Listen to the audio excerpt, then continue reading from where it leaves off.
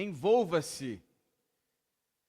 Vamos começar hoje falando sobre isso. Nós estamos no quarto estudo, embora ainda no capítulo 3, mas no quarto estudo, porque o segundo capítulo nós dividimos em dois. E o capítulo 3 é um daqueles capítulos difíceis de serem estudados. Se você está acostumado com a leitura bíblica, você sabe que existem alguns capítulos que são muitos nomes, né? E só nesse a gente vai ter 38 nomes diferentes que são citados dentre as reformas que estão sendo feitas em Jerusalém, foram feitas em Jerusalém, na questão das muralhas. E a gente vai então ter aqui um capítulo que é muito repetitivo no sentido das coisas que estão acontecendo, né? Aquele irmão com aquela família que reconstruiu a porta tal, o portão tal, fez tantos metros de muralha e tudo mais. Ou seja, é um capítulo difícil de você extrair lições, princípios, mas é algo que a gente também tem que aprender. E eu acho que a gente vai conseguir sair daqui com alguns princípios muito interessantes para as nossas vidas, baseado nesse capítulo, no capítulo 3. E hoje a gente vai falar sobre trabalho, sobre trabalhar, sobre se envolver, sobre estar envolvido no reino de Deus. Um humorista certa vez disse o seguinte: eu gosto muito de trabalho. Trabalho é algo que me fascina. Posso ficar horas vendo alguém trabalhar. Tranquilo, né? Porque eu amo o trabalho. Na verdade, a gente muitas vezes brinca assim, mas é um olhar específico de muita gente que está na igreja. Ama ver as pessoas trabalhar na igreja, mas poucos ou menos são aqueles que se envolvem realmente no trabalho da igreja. E quando se trata da obra do Senhor, não há lugar para espectadores, queridos, nem para aqueles que elegem a si mesmos como conselheiros e críticos da obra. Não, eu não sou um espectador, eu sou um crítico da obra, né? Eu critico tudo, eu sou aquele que tem um olhar crítico das coisas, um conselheiro. Quem te elegeu conselheiro, filho? Você foi eleito para ser um trabalhador na seara do Senhor. É para isso que você foi salvo em Cristo Jesus. Na obra do Senhor, no reino de Deus, há espaço apenas para trabalhadores. John Maxwell diz que o trabalho em equipe faz o sonho se realizar. E um grande evangelista, Moody, ele disse o seguinte: muita gente tem uma ideia equivocada a respeito da igreja. Essas pessoas acreditam que a igreja é um lugar de descanso, um lugar para assentar-se num banco bem confortável, contribuir com os trabalhos de caridade, ouvir o pastor e fazer a sua parte para que a igreja não vá à falência. É tudo o que querem. A ideia de trabalho de verdade na igreja, nem lhes passa pela cabeça. Infelizmente, é um pensamento de muitas pessoas que estão nas nossas igrejas, que estão para ser espectadores, clientes.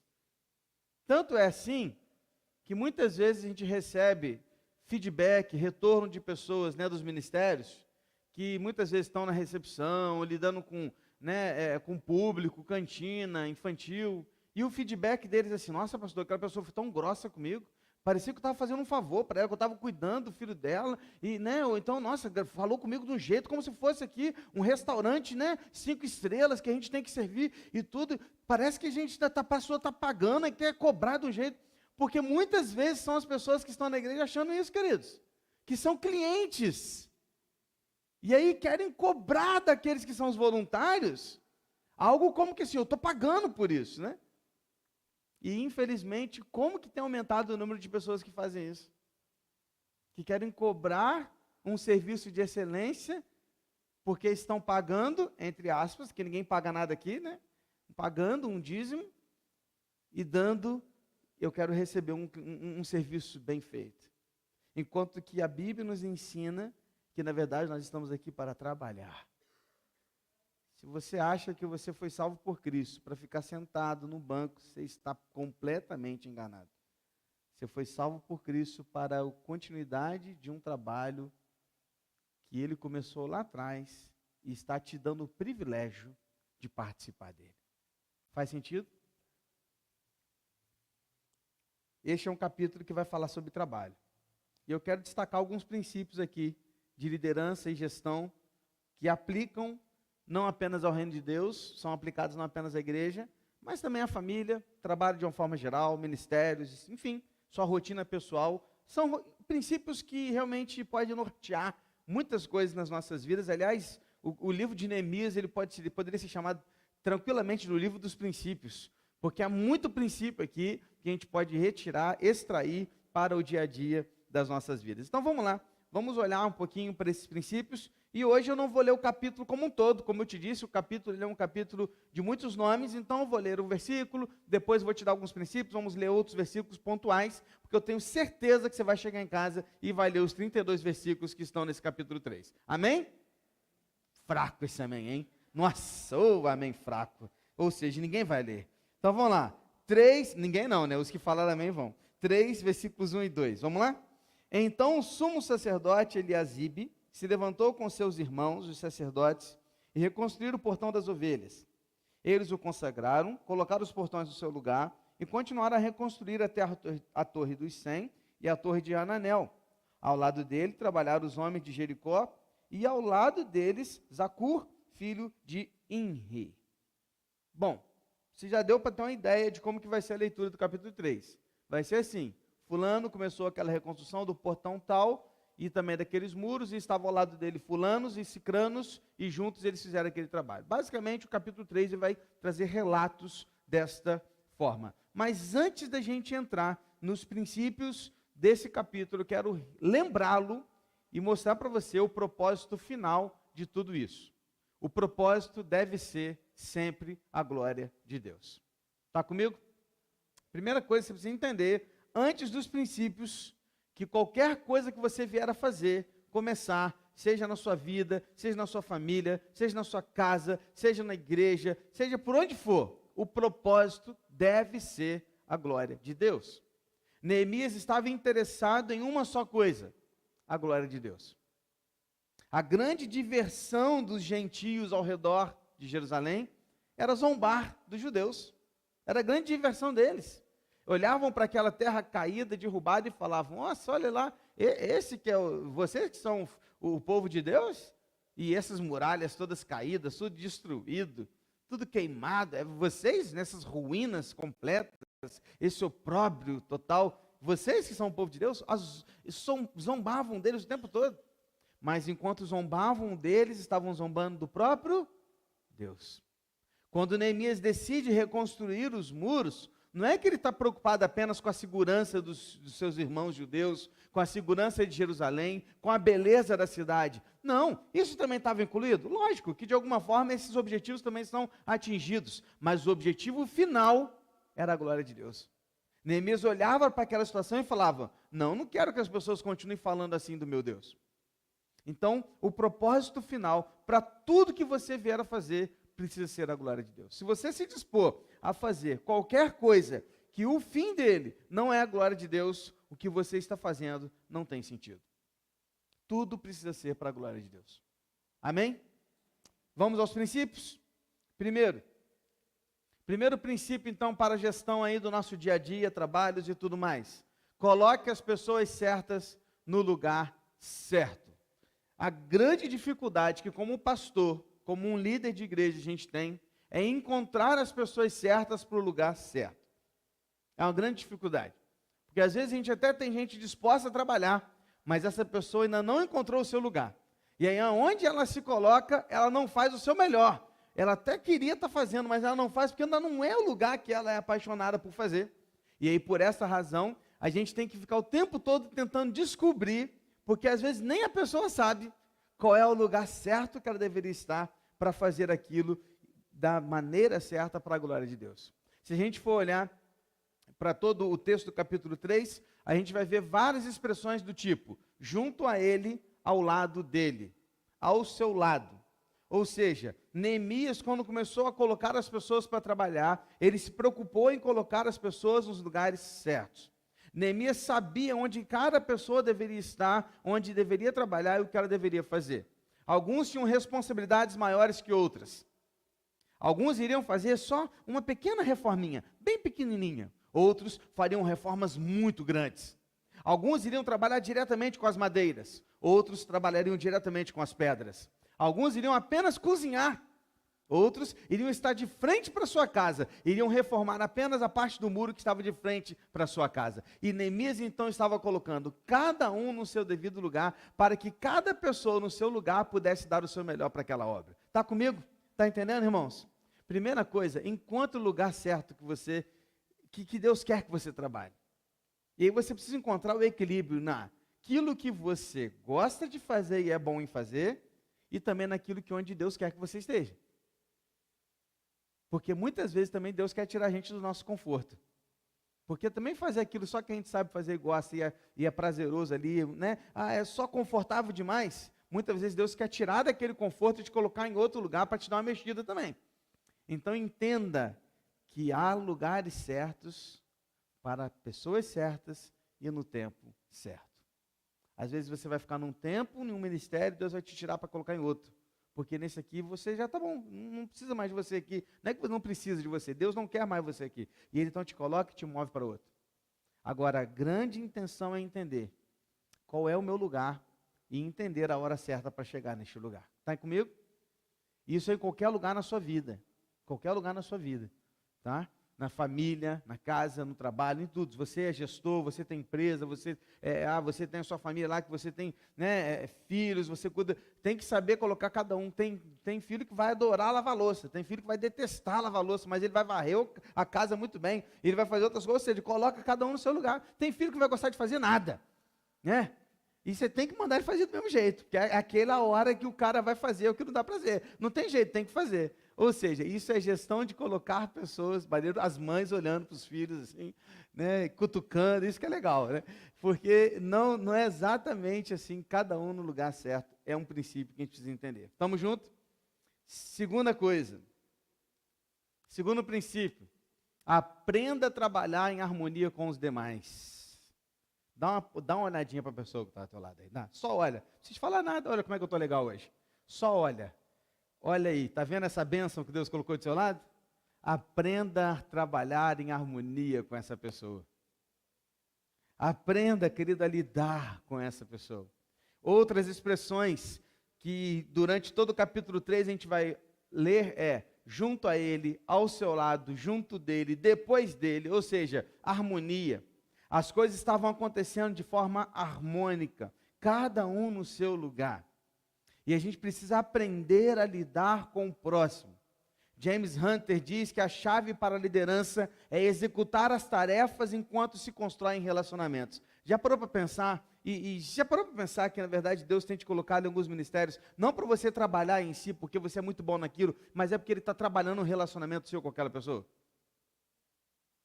Às vezes, é muito mais com relação ao relacionamento que propriamente dito aquilo que você está fazendo.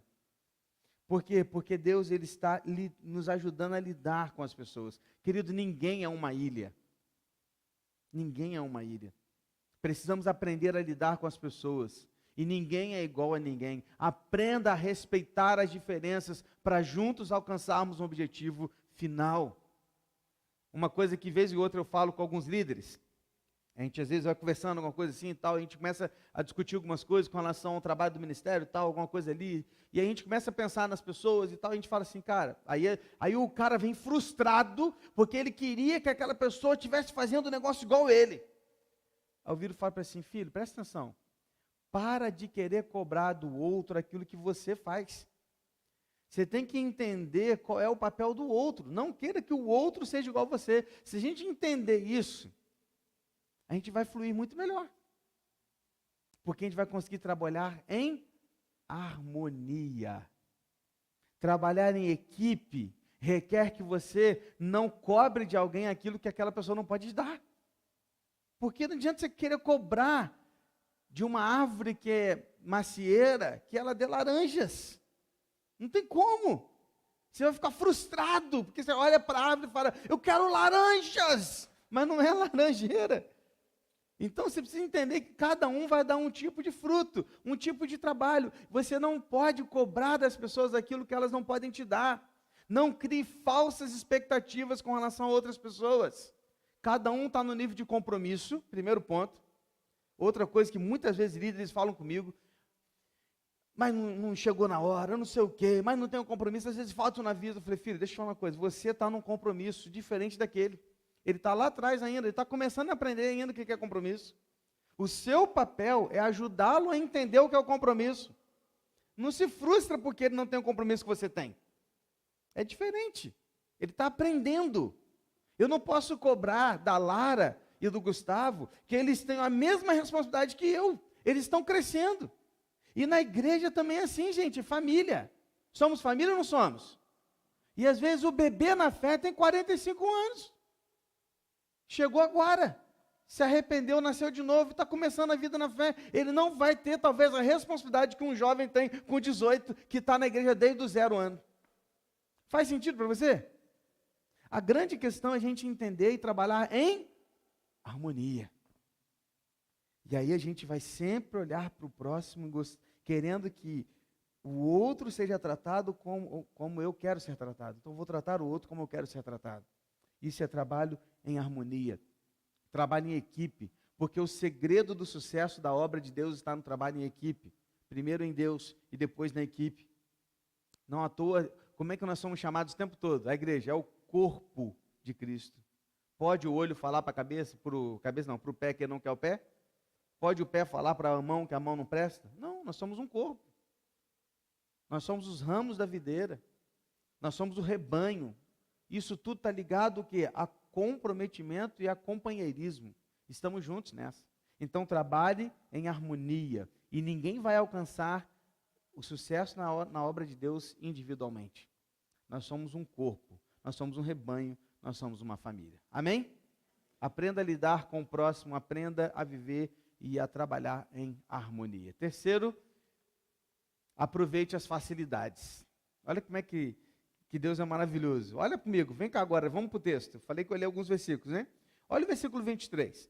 Depois, Benjamim e Hassub fizeram os reparos em frente da sua casa. Depois deles, Azarias, filho de Manassés, filho de Ananias, reparou junto à sua casa. Olha os versículos 28 a 30. Para cima do portão dos cavalos, os sacerdotes fizeram os reparos, cada um em frente da sua casa. Depois deles, Zadok, filho de Imer, reparou em frente da sua casa. E depois dele, Semaías, filho de Secanias, guarda do portão leste, reparou o trecho seguinte. E depois dele, Hananias, filho de Selemias, e Hanum, sexto filho de Zalaf, repararam outro trecho. Depois deles, Mesulão, filho de Berequias, fez os reparos em frente da sua residência. Percebeu? Percebeu a facilidade aqui? Um detalhe importante. Neemias pegou algumas pessoas e falou o seguinte: filho, você não precisa de sair daqui. Você vai trabalhar aqui na frente da sua casa. Ó. Tá vendo esse pedaço desse muro aí de frente para a sua casa? É esse pedaço que você vai reformar. Porque haviam muitas casas que eram de frente para o muro. Algumas, inclusive, eram no muro, né? Mas a gente já está em outra fase. Esse era outro momento. Mas nesse momento aqui, eles tinham casas de frente para a muralha. Então o Neemias pegou alguns e falou assim: você não vai nem sair de casa, você vai trabalhar de home office. O home office não foi inventado agora, filho. Já existia desde Neemias. Olha isso aí, princípio agora atual. Nossa, inventamos o home office. Não inventou nada. Neemias já fez isso lá atrás, ó. Trabalhar de casa, filho. Imagina, o cara sair do pijama, com o pijama já ele saía, já começava lá, fazia as reformas, tomava o café, tomava o café, voltava em frente à casa e fazia as reformas de frente à sua casa. Ele aproveitou o quê? As facilidades. Neemias entendeu que não precisava tirar algumas pessoas de longe para fazer aquilo que poderia alguém fazer de perto. Ele aproveitou bem os recursos humanos. Não tinha gente viajando de um lado para o outro em Jerusalém. Os únicos viajantes eram os que vinham de longe da cidade ou de fora da cidade. Seria perda de tempo, de eficiência. Então ele aproveita as facilidades. O que é isso, pastor, então, no reino de Deus, na nossa vida, na nossa história? Querido, isso está na cara. Quais são as suas facilidades? Sabia que tem coisas que você pode fazer para a igreja da sua casa? Sabia? Sabia que você pode trabalhar no seu trabalho, você pode separar alguns momentos do seu dia e você pode desenvolver em alguma coisa lá da sua facilidade, lá de frente para o seu computador, que você fica o dia inteiro com ele? Sabia que esse celular que está aí do seu lado, que você carrega no bolso, para cima e para baixo, ele pode ser uma facilidade para você mandar evangelismo para outras pessoas? Pega aí as redes sociais, toda semana, todo dia praticamente tem uma mensagem nova, tem um vídeo novo, tem uma frase nova que a gente como igreja está postando. Você não tem nem que procurar, é só você abrir Igreja Batista Betânia no Instagram ou WhatsApp e você compartilha. Só isso. É o quê? Facilidade. É fácil ou não é? Aí eu fico, gente, falando assim, nossa, pastor, como é que é difícil evangelizar, né? Eu falei, né? Só não é difícil assistir rios o dia inteiro? Né? Não é difícil? Rir das piadinhas o dia inteiro? Ou seja, aproveite a facilidade. O que você sabe fazer? Ah, eu sou bom nisso. Por que você não está colocando isso ainda nas mãos do Senhor? Ah, eu sou bom na cozinha, eu sou bom de manutenção, eu sou bom mecânico, eu sou bom de portas, eu sou bom de vidros, eu sou bom de madeira, eu sou bom de plástico, eu sei lá o que você é bom. Coloque isso à disposição do reino de Deus. Aproveite as facilidades, filho. É assim que a gente faz. Então, o grande desafio aqui também é a gente poder aproveitar as facilidades, seja no reino de Deus, seja na sua casa, seja onde você estiver. É um princípio de você aproveitar as facilidades. Estamos juntos até aqui? Caminhando? Você só não tem uma coisa, querido.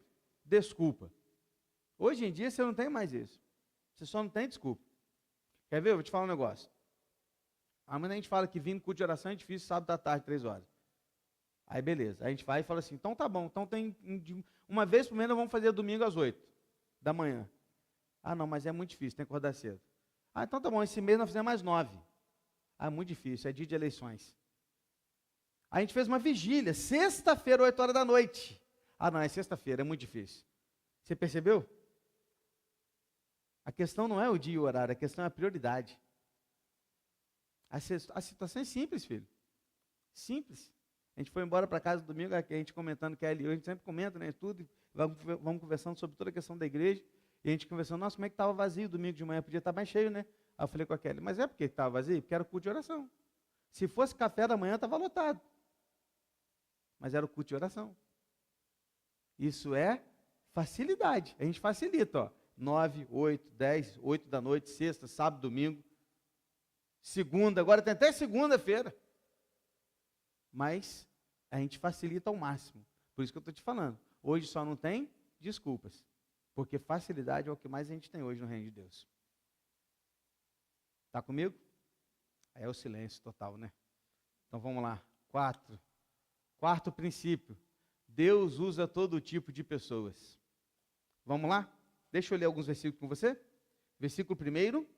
Então o sumo sacerdote, Eliasibe, se levantou com os seus irmãos, os sacerdotes, reconstruíram o portão das ovelhas, eles o consagraram, colocaram os portões no seu lugar, continuaram a reconstrução até a torre dos 100 e a torre de Hananel. Aí o versículo 8 vai falar assim, ao seu lado quem fez os reparos foi Uziel, filho de Araías, ele era um ourives, e ao lado dele, Hananias, um dos perfumistas. Olha isso, hein? Olha a diferença. E eles restauraram Jerusalém até a muralha larga. Aí olha o versículo 12. Ao lado dele, quem fez os reparos foi Salum, filho de Haloés, governador da outra metade do distrito de Jerusalém.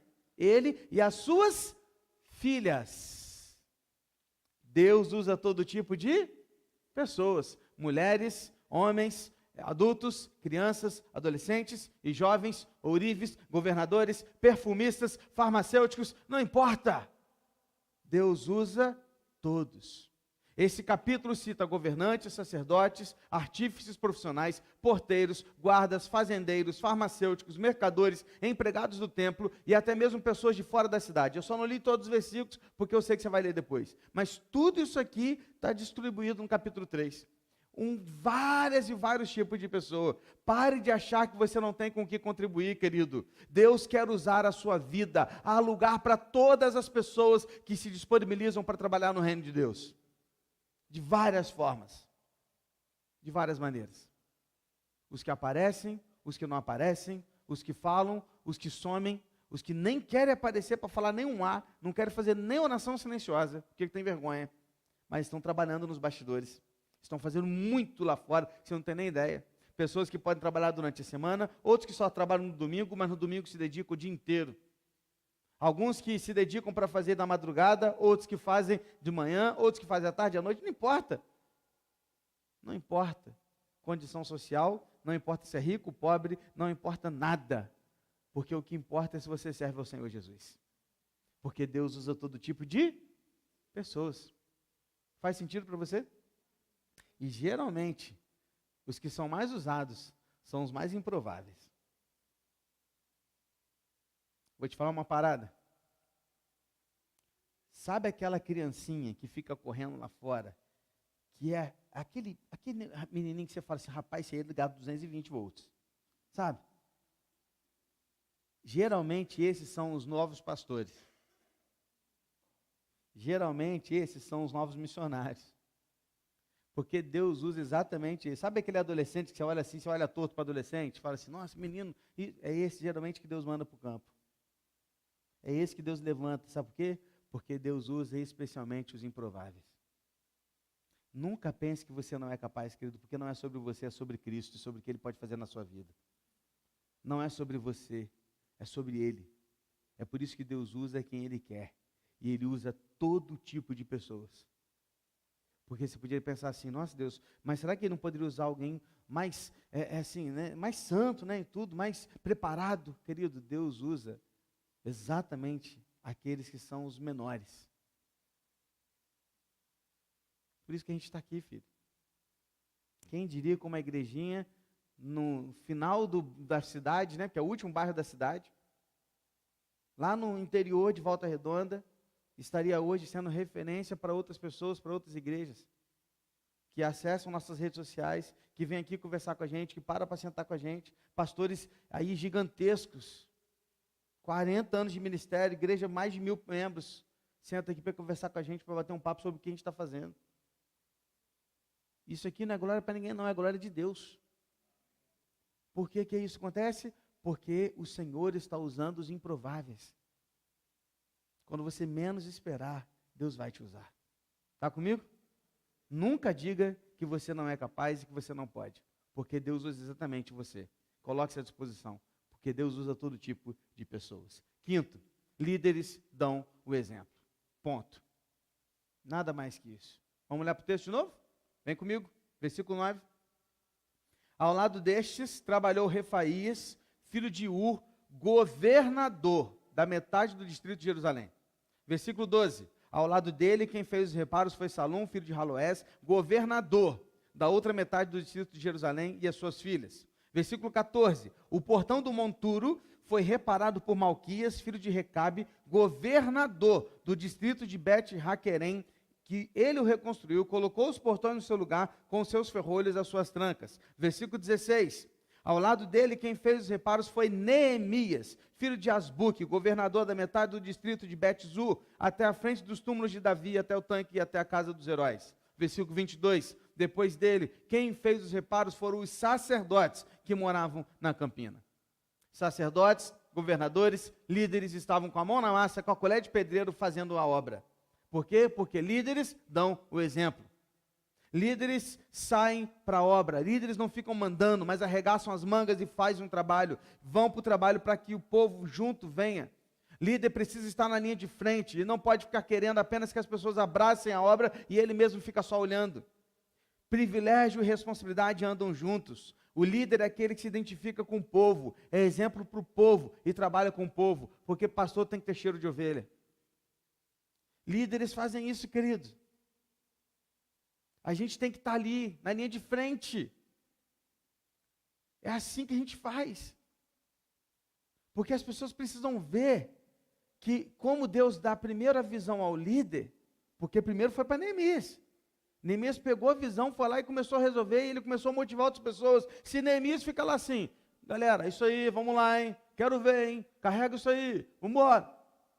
A pessoa olha assim, ué, como assim? O cara que veio aqui resolver o problema está de braço cruzado?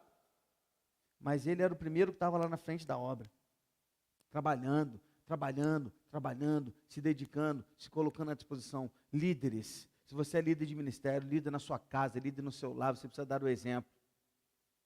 Seja exemplar. A gente faz primeiro. A gente arregaça as mangas e vai. É assim que a gente precisa fazer, queridos. Por isso que não tem tempo ruim. Se tiver que carregar entulho, a gente carrega entulho. Se tiver que vir para cá para virar concreto, a gente vira concreto. Se tiver que sair pelas ruas, a gente sai pelas ruas. Evangeliza, o pastor vai ficar aqui só olhando, não, vai, corre para lá, corre para cá, vai para lá, vai para cá, e pega o carro e vai lá ver o grupo que está lá, o grupo que está aqui, vai para a rua, discipula e volta. É assim que faz, queridos. É assim que faz. Vamos começar um projeto, pastor, quem vem? Não, o pessoal vai vir aí, você, não vou não.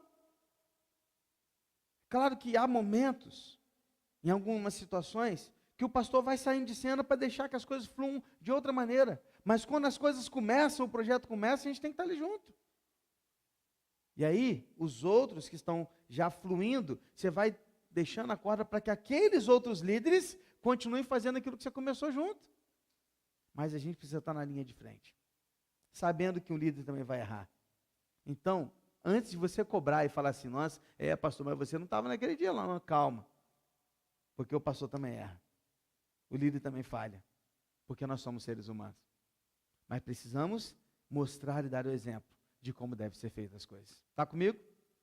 Amém? Se é líder, meu irmão, no seu ministério, na sua casa, no seu lar, no seu trabalho, dê o exemplo. Dê o exemplo. Primeiro a chegar, último a sair, está junto, arregaçando as mangas, precisamos dar o exemplo. Sexto, princípio, ou melhor, não é um princípio em si, né, mas é um alerta. Mesmo com toda a motivação, alguns se recusarão a participar. Versículo 5, capítulo 3, 5. Ao lado destes, trabalharam os tecoítas, mas os seus nobres não se sujeitaram ao serviço do seu Senhor. Prestou atenção? Mesmo com toda a motivação, alguns ainda se recusarão a participar. Não se frustre por causa disso, porque sempre haverá isso. A gente fala, a gente age, né? É tão bom, né? A gente vem aqui, faz, acontece e tal, e isso e tal. Aí quando você começa a ver, tem um lá assim, dormindo, aí tem um lá, moscando, tal, não está nem aí para as coisas, vendo o trem passar, o cara não está nem aí ainda, está viajando na maionese, e você lá ralando e tal, e o outro está lá e não faz nada. É por quê? Porque mesmo com toda a motivação do mundo, alguns se recusarão a participar. Sempre haverá pessoas que acharão que são muito boas para participar de um trabalho mais braçal, ou que tem que se rebaixar, se humilhar, ou que não estão com seu coração motivados, envolvidos, prontos para servir ao Senhor. Sempre haverá.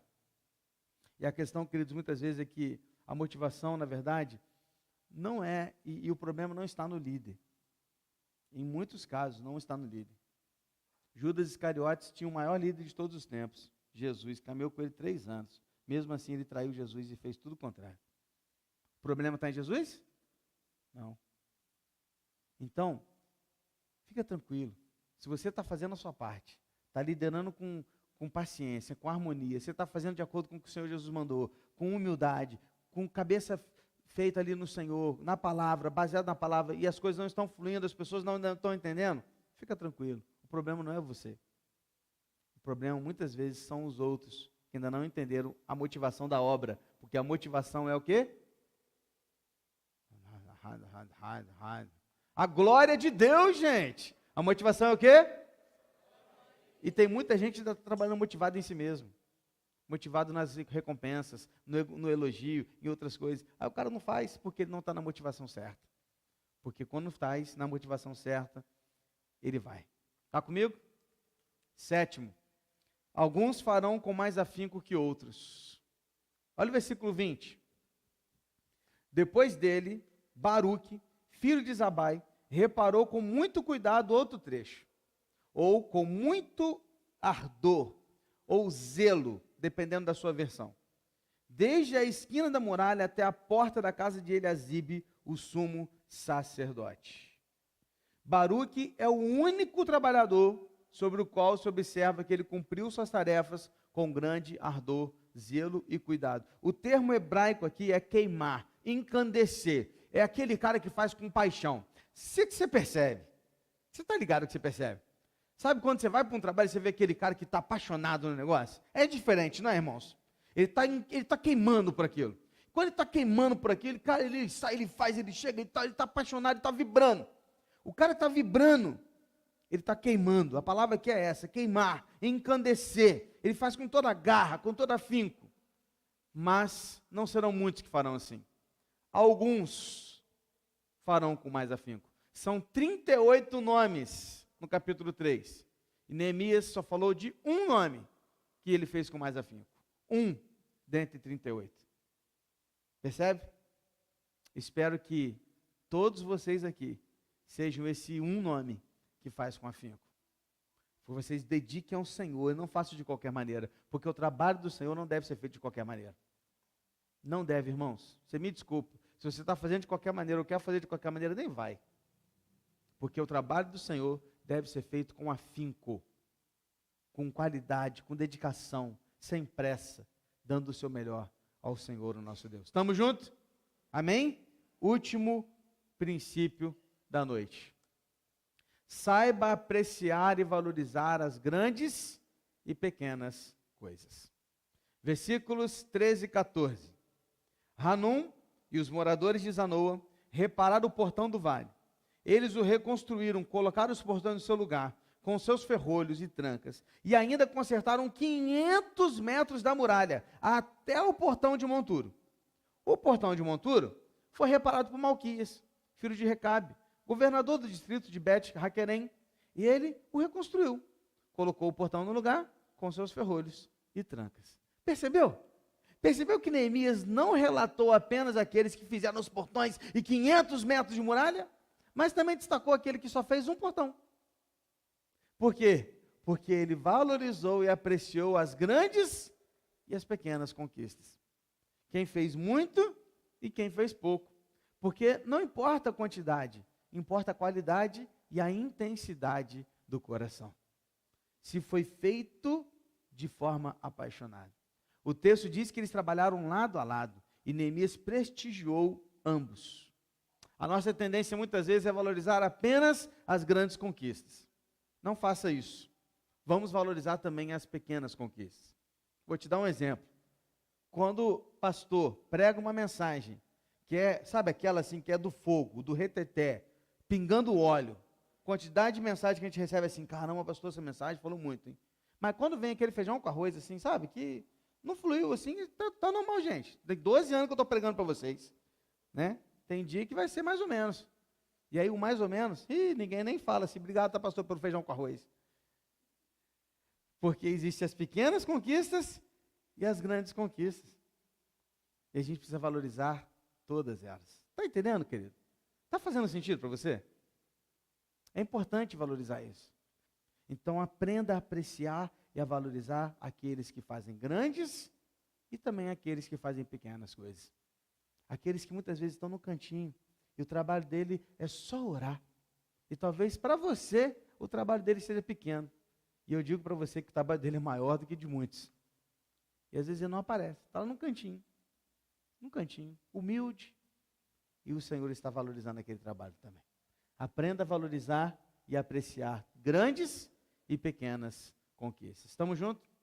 Concluindo, posso afirmar aqui tranquilamente para você que o sucesso global deste ministério que aconteceu aqui dentro das muralhas de Jerusalém foram atestadas pelo êxito de cada um.